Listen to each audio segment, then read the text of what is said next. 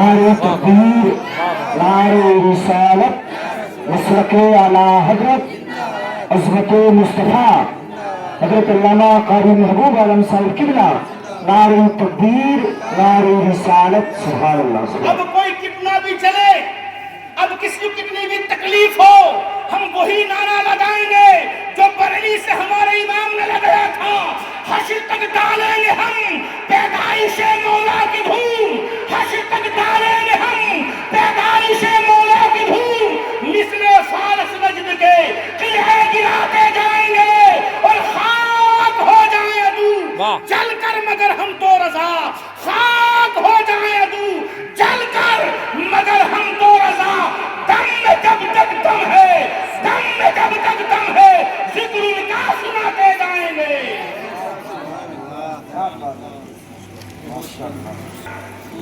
اللہ رب محمد صلی اللہ علیہ وسلم، نحن عباد محمد صلی اللہ علیہ وسلم وآلہ وآصحابہ وبارک وسلم۔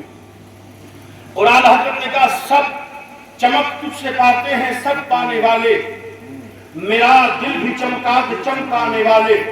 کہانی اعلیٰ حضرت نے چمک تجھ سے پاتے ہیں سب، سب، اب سب میں تو سب آگے نا، انسان و جانور، چرند و پرند و درند سب آگے، سب چمک تجھ سے پاتے ہیں سب۔ اگر چمک سورج بھی دیتا ہے، چمک چاند بھی دیتا ہے، سورج بھی چمکاتا ہے، چاند بھی چمکاتا ہے۔ سورج کسی کے چہرے پر پڑے تو چہرہ چمک جائے، جسم پر پڑے تو جسم چمک جائے، بدن پہ پڑے بدن چمک جائے، کپڑے پڑے کپڑا چمک جائے، سورج چمکاتا ہے، چاند بھی چمکاتا ہے۔ رات کے اندھیرے میں کوئی نظر نہ آتا ہو، لیکن اگر چاند نکل آئے تو نظر آنے لگے، مطلب چاند نے چمکا دیا ہے۔ مگر یہ ظاہر ہے پیارے، ظاہر، سورج ظاہر کو چمکاتا ہے، جسم کو چمکا سکتا ہے، بدن کو چمکا سکتا ہے، کپڑے کو چمکا سکتا ہے، چہرے کو چمکا سکتا ہے۔ چاند چہرے کو چمکا سکتا ہے، جسم کو چمکا سکتا ہے، مگر دل باطن ہے، باطن یہ دل کو نہیں چمکا سکتا۔ اور یہ میرے مصطفیٰ کا کام ہے، جس کی روشنی کہیں نہ پڑے وہاں میرے مصطفیٰ کی روشنی پڑتی ہے۔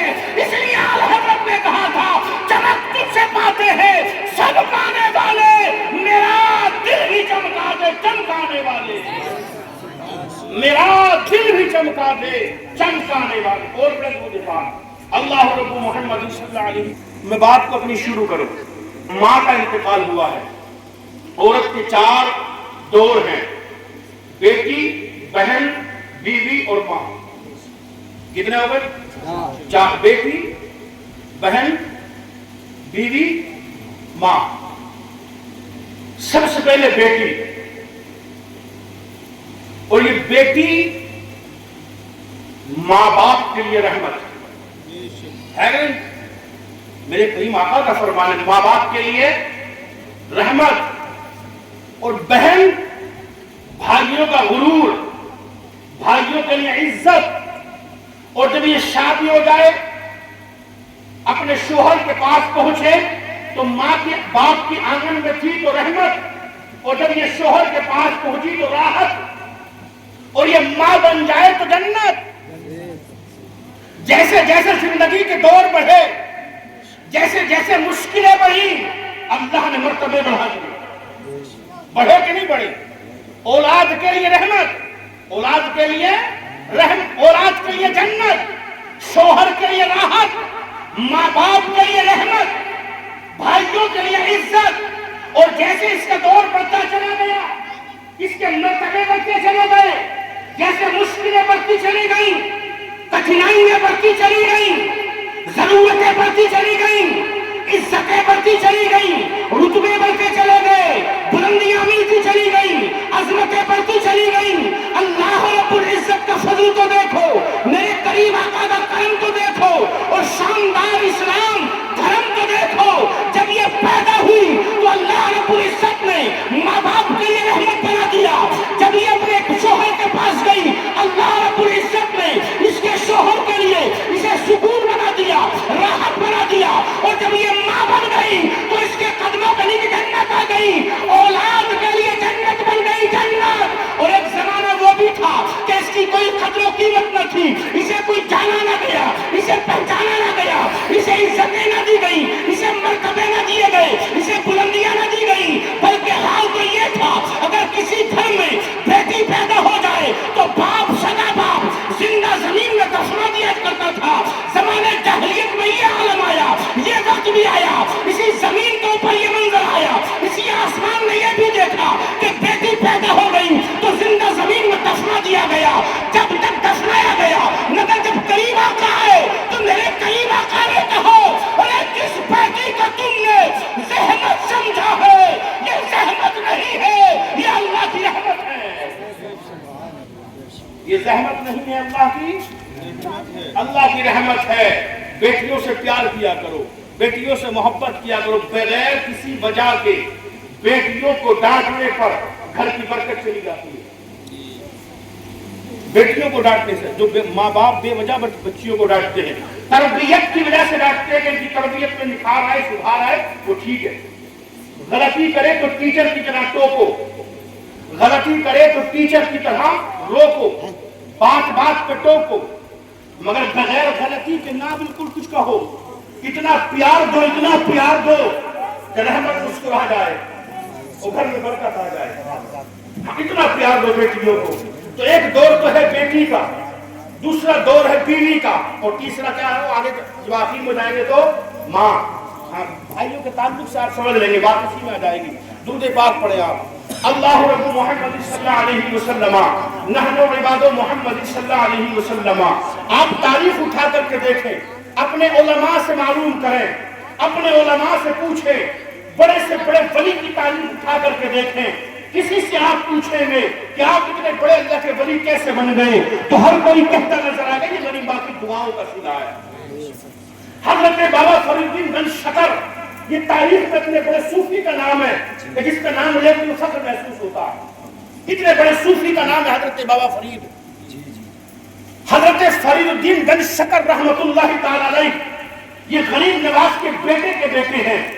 خلافت میں، طریقت میں غریب نواز کے جانشین حضرت خواجہ قطب الدین مختار کاکی اور ان کے جانشین حضرت بابا فرید الدین گنج شکر رحمت اللہ تعالی علیہ، ان سے کسی نے پوچھا کہ آپ اتنے بڑے اللہ کے ولی کیسے بن گئے، یہ مقام کیسے حاصل ہوئے، یہ مرتبے کیسے ملے؟ تو آپ نے فرمایا یہ میری ماں کی دعاؤں کا صلہ ہے، یہ میری ماں کی دعاؤں کا نتیجہ ہے۔ آپ نے فرمایا تاریخ میں ایک نام اور ملتا ہے، حضرت امام اعظم ابو حنیفہ رضی اللہ تبارک و تعالی عنہ، آپ کی والدہ محترمہ سے لوگوں نے معلوم کیا آپ بتائیں آپ کے بیٹے اتنے بڑے امام کیسے بن گئے، اتنے بڑے مجتہد کیسے بن گئے، آپ بتائیں آپ کی کوئی نیکی اس میں شامل ہوگی، آپ کی ضرور کوئی نیکی اس میں شامل ہوگی۔ تو حضرت امام اعظم ابو حنیفہ رضی اللہ تبارک و تعالی عنہ کی امی جان نے کہا تھا مجھے یاد نہیں کہ میری کوئی نیکی اس میں شامل ہو، مگر اتنا ضرور ہے کہ جب میرا بیٹا شیر خواری کے عالم میں تھا تو میں نے کبھی بھی اپنے بیٹے کو بغیر وضو دودھ نہیں پلایا۔ اب وہ ماں جان یہ سمجھ لے کہ جو ماں اپنے بیٹے کو دودھ پلا رہی ہے، اپنا 32 دھارا دودھ پلاتے ہوئے جو گانے سن رہی ہے، جو سیریل دیکھ رہی ہے، اس کا بیٹا پھر امام غزالی کیسے پیدا ہو جائے گا، اس کا بیٹا پھر مجتہد کیسے پیدا ہو جائے گا، اس کا بیٹا ولی کیسے پیدا ہو جائے گا۔ اگر اولاد کو ولی بنانا ہے تو پھر گھٹی میں درود پاک پلانا ہوگا۔ اگر اولاد کو کامیاب کرنا چاہتے ہو تو گھٹی میں دودھ کی جگہ اسے دودھ پاک پلانا ہوگا۔ اور دودھ پاک کا تعلق یہ ہے ڈاکٹر علامہ اقبال کہتے ہیں کہ میری ماں نے مجھے دودھ پاک پڑھ پڑھ کے دودھ پلاتی تھی، تو آپ ایسے عاشق بن گئے کہ آپ نے اپنی زبان حال سے کہا پیارے آقا حضور علیہ السلام کی محبت میں کی محمد سے وفا تو نے تو ہم تیرے ہیں، کی محمد سے وفا تو نے تو ہم تیرے ہیں، یہ جہاں ہے چیز کا لوح و قلم تیرے ہیں۔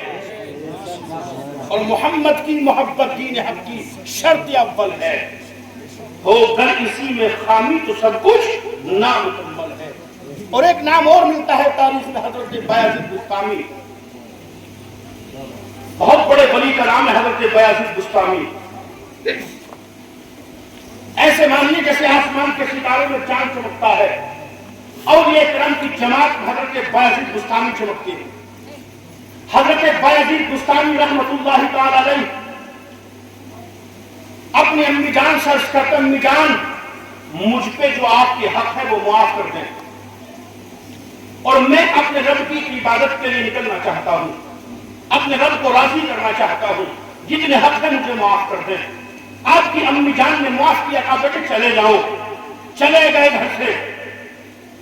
گھر سے چلے گئے. ولیوں کی قسمیں ہیں, ایک داخلی دنیا ہے, تاریخی دنیا ہے. دنیا میں داخل ہونے والے بھی لوگ ہیں, دنیا سے تاریخ دور رہنے والے بھی لوگ ہیں. اس میں حضرت بایزید چلے گئے. جانے کے بعد کہاں گئے؟ جنگل میں. کوئی محل تیار نہیں کیا تھا, ایک کٹیا میں رہے جنگل میں. کھانے میں کیا کھایا؟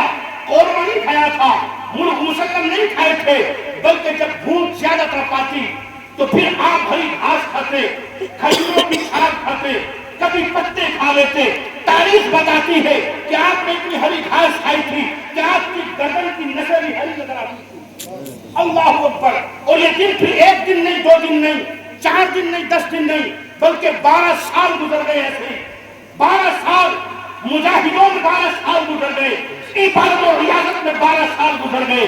اور 12 سال جب مکمل ہوئے تو واپس پلٹے اپنی بستی کی طرف. رات کا وقت تھا, رات کے اندھیرے میں اپنی بستی میں آئے. جیسے اپنی بستی میں آئے ماں کی یاد آ گئی. 12 سال گزر گئے تھے, ماں کی یاد آ گئی. ماں کی یاد آئی, کلیجہ تڑپ گیا. دل میں خیال آیا, بایزید 12 سال ہو گئے ہیں ماں سے ملاقات نہیں کی, 12 سال ہو گئے ہیں ماں کا چہرہ نہیں دیکھا, 12 سال ہو گئے ہیں ماں کو نہیں دیکھا, ماں کا دیدار نہیں کیا. جب بستی میں آ ہی گیا ہے تو چل ماں سے ملاقات کرتا چل. رات کا اندھیرا تھا, رات کے اندھیرے میں ٹھنڈی راتیں تھی, لمبی راتیں تھی. اپنے دروازے پر آئے اور جیسے ہی اپنے دروازے پہ آئے نا حضرت بایزید بستامی ہاتھ اٹھایا دستک کے لیے. جیسے ہی ہاتھ اٹھایا دستک دینا چاہتے تھے, ہاتھ کو روک لیا اس خیال سے بایزید کبھی ماں کو آرام تو دے نہ سکا, خدمت تو کر نہ سکا. اب تجھے کیا حق ہے کہ ماں سو رہی ہوگی, آرام میں ہوگی, انہیں نیند میں خلل پڑے گا, آرام میں خلل. بیٹھ جا, جب ماں بیدار ہوگی تب دستک دیں گے. اب اپنے اندر ہم ذرا محاسبہ کر, اپنے دامن میں جھانک کر کے دیکھیں. اگر آپ کام کر کے آپ کام کاج کرنے والے لوگ ہیں, رات کو اگر گیٹ کھلنے میں دیر ہو جائے تو کیا کریں گے آپ؟ چلا پڑیں گے سارے گھر والوں پہ. حضرت بایزید بستامی دروازے پر بیٹھ گئے, کس لیے کہ ماں کے آرام میں خلل نہ پڑ جائے. بیٹھ گئے, ماں کے جاگنے کا انتظار کیا. جب دیکھا کہ اندر سے پانی بہتا وہ باہر کو آیا, سمجھ گئے میری ماں تہجد کے لیے اٹھی ہے, میری ماں نے وضو بنانے کی تیاری کر لی ہے. پانی بہ رہا ہے. حضرت بایزید بستامی نے دستک دی. جیسے ہی دستک دی اندر سے آواز آئی, بایزید ٹہل جا, ابھی آتی ہوں. 12 سال کی بات کی دستک تھی. ماں پہچانتی ہے کہ میرا لال آیا ہے, ماں آہٹ سے جان لیتی ہے میرا لالا. ہم نے آزمایا ہے, کبھی ہم 12 بجے, کبھی 1 بجے, کبھی 3 بجے, کبھی 2 بجے ایسے رات کو ہم داخل ہوتے ہیں. پروگرام میں سے واپسی کے بعد ماں آہٹ سے پہچان لیتی ہے میرا لال آیا ہے. ہم نے آزمایا, گھر میں داخل ہونے سے پہلے ماں کو احساس ہو جاتا ہے میرا لال آنے والا ہے, میرا لال آنے والا ہے. ہاں یہ احساس ہو جاتا ہے ماں کو. اللہ اکبر. ماں اگر سوتی بھی ہو نا, سوتے ہوئے ذہن بھی اولاد کی طرف رہتا ہے, میرا بیٹا نہیں آیا, میرا لال نہیں آیا. حضرت بایزید بستامی رحمت اللہ تعالی علیہ نے دروازے پر دستک دی. 12 سال کے بعد دستک دی تھی. آپ کی امی جان کہتی ہے میرے لال ٹھہر جا, ابھی آتی ہوں. دروازہ کھلا, ماں نے بیٹے کو دیکھا, بیٹے نے ماں کو دیکھا.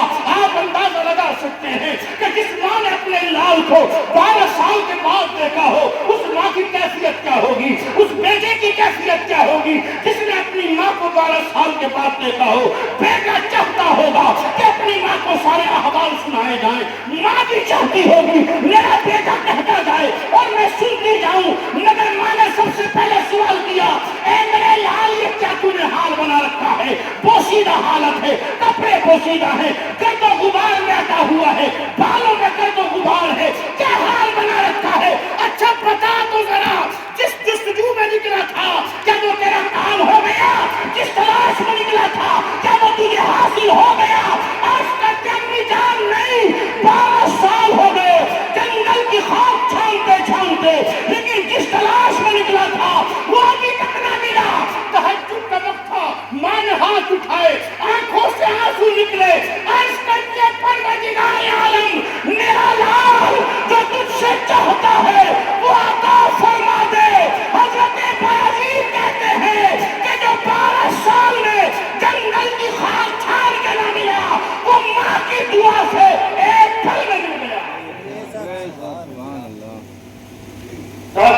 سبحان اللہ.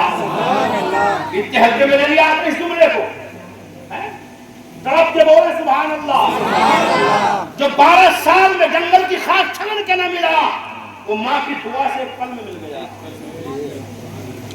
یہ تو ماں کی دعاؤں کا معاملہ ہے, اور اگر بد دعا لگ جائے تو بیڑا برق, نہارا پٹ, دنیا بھی ختم, آخرت بھی برباد. بد دعا لگ جائے تو. اچھا بعض لوگ یہ کہتے ہیں کہ ماں کی تو گالیاں بھی دعا ہے. ارے بے وقوفو, گالیاں دعا کیسے ہو جائے گا؟ گالی ہے, بد دعا بد دعا ہے, اور دعا دعا ہے. دعا بھی لگتی ہے اور بد دعا بھی لگتی ہے. اور جس ماں کے بال سفید ہو جائے اس کی بد دعا سے, اس کی ناراضگی سے ڈرو. ہاں, اس کی بد دعا سے ڈرو, بیڑا غرق ہو جائے گا. ہاں, کلیہ شریف کے علاقے میں ایک جگہ ہے سیکری, وہاں ایک اللہ کے ولی آرام فرمائے حضرت قاری عبداللطیف صاحب قبلہ. حضرت قاری عبداللطیف صاحب اگر قریب آ کے سنے تو حضرت سید نعیم الدین مراد آبادی صدر الفاضل کے خلیفہ ہیں, مرید بھی. آپ کے مراد آباد میں دو سید نعیم الدین مراد آبادی جانتے ہیں آپ لوگوں نے؟ آپ لوگوں نے یہ سب جانا, اور یہ سب پورے ہندوستان کے علماء جانتے ہیں. ہندوستان کے نہیں, پاکستان کے علماء بھی جانتے ہیں. بہت بڑے جدید عالم ہیں, بہت بڑے جدید عالم, اور اعلیٰ حضرت کے خلیفہ ہیں. اعلیٰ حضرت کے خلیفہ ہیں. ان کے خلیفہ ہیں حضرت قاری عبداللطیف صاحب قبلہ, ان کے مرید ہیں قاری عبداللطیف صاحب, اور بہت بڑے اپنے وقت کے اللہ کے ولی ہیں قاری عبداللطیف صاحب. سیخری میں مزار ہے ان کا, یہ کلیہ شریف کے علاقے میں ہے, کلیہ شریف کے علاقے میں ہے. وہی کے ایک مولانا پہ مشکل آ گئی. مشکل سب پہ آتی ہے, آزمائش سب کی ہوتی ہے جی, لیکن کچھ اپنے ہاتھوں کی کمائی سے بھی آتی ہے. ہاں, ایک آتا ہے ایک ہوتی ہے مصیبت, اور ایک ہوتی ہے آزمائش. عذاب اور آزمائش, کبھی مصیبت عذاب بن کے آتی ہے اور کبھی مصیبت آزمائش بن کے آتی ہے. اور اس کا تعلق اس سے ہے جو مولا کائنات مولا علی مشکل کشا رضی اللہ تعالی عنہ سے کسی نے پوچھا کہ کیسے فرق کیا جائے کہ آزمائش ہے یا عذاب ہے, تو آپ نے فرمایا اگر مصیبتوں میں کوئی شخص اللہ کو یاد کرتا ہے, اللہ رب العزت کا شکر ادا کرتا ہے, تو جان لو وہ آزمائش میں ہے. اور اگر وہ نازیبا الفاظ بولتا ہے, گستاخیاں کرتا ہے, تو جان لو وہ عذاب میں ہے, عذاب میں ہے. یہ مولا کائنات مولا علی مشکل کشا کا فرمان ہے. مصیبتوں میں صبر کر لے, جو مصیبتوں میں جو کھڑا اتر جائے وہ آزمائشوں میں ہوتا ہے, اور مصیبت میں جس سے صبر نہیں ہوتا, مصیبت میں جو نازیبا الفاظ بولتا ہے, وہ پھر عذاب میں ہوتا ہے. اس لیے یاد رکھیں, کبھی مصیبت آ جائے, کبھی مشکل آ جائے, کبھی فاقہ کشی ہو جائے, کبھی کاروبار میں گھاٹا ہو جائے, کبھی دقتیں بڑھ جائیں, کبھی مصیبتیں بڑھ جائیں, تو اپنی زبان پہ کنٹرول رکھنا, کوئی ایسا لفظ نہ بولنا جس سے اللہ کی ناراضگی حاصل ہو